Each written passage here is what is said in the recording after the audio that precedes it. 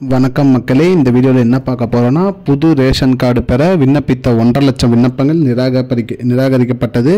அது என்ன அப்படிங்கிறத பற்றி தான் இந்த வீடியோவில் பார்க்க போகிறோம். நம்ம சேனலுக்கு யாராவது புதுசாக வந்திருந்தீங்கன்னா மறக்காமல் நம்ம சேனலை சப்ஸ்கிரைப் பண்ணி வச்சுக்கோங்க.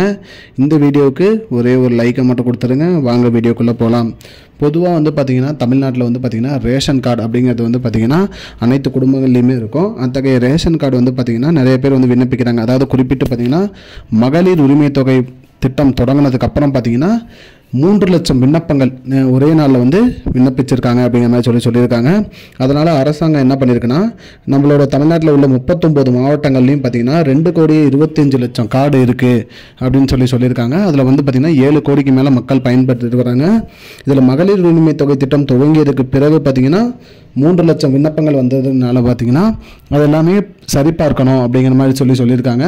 அந்த வகையில் பார்த்திங்கன்னா ஆஃபீஸர் அனைவருமே பார்த்திங்கன்னா வீட்டில் போய்ட்டு அது தனி குடும்பமாக இருக்காங்களா, தனி கேஸ் அடுப்பு இருக்கா, தனி குடித்தனம் தான் இருக்காங்களா அப்படிங்கிறத செக் பண்ணோம் அப்படிங்கிற மாதிரி சொல்லியிருக்காங்க.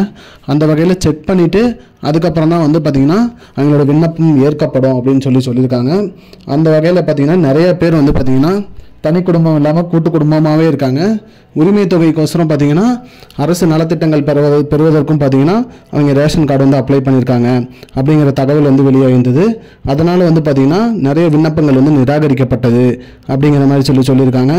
அந்த வகையில் பார்த்திங்கன்னா 1.5 லட்சம் விண்ணப்பங்கள் நிராகரிக்கப்பட்டுருச்சு அப்படிங்கிற மாதிரி சொல்லியிருக்காங்க. மேலும் மீதமுள்ள 1.5 லட்சம் விண்ணப்பங்கள் ஏற்றுக்கொள்ளப்பட்டது. அவர்களுக்கு விரைவில் புதிய ரேஷன் கார்டு வருங்கிற மாதிரி சொல்லியிருந்தாங்க. இதுதான் மக்களே இப்போதைக்கு முக்கியமான பயனுள்ள தகவல். இது போன்ற பயனுள்ள தகவலை தெரிஞ்சுக்கொள்ள நம்முடைய சேனலை மறக்காமல் சப்ஸ்கிரைப் பண்ணி வச்சுக்கோங்க. இந்த வீடியோவை உங்கள் ஃப்ரெண்ட்ஸ் அனைவருக்கும் ஷேர் பண்ணிவிடுங்க. நன்றி மக்களே. I don't understand your jokes, man. Because it's not a joke. முன்ன பின்ன தெரியாத ஒரு பையனுக்காக subscribe விடுற அந்த மனசு இருக்க, அதான் கடவுள்.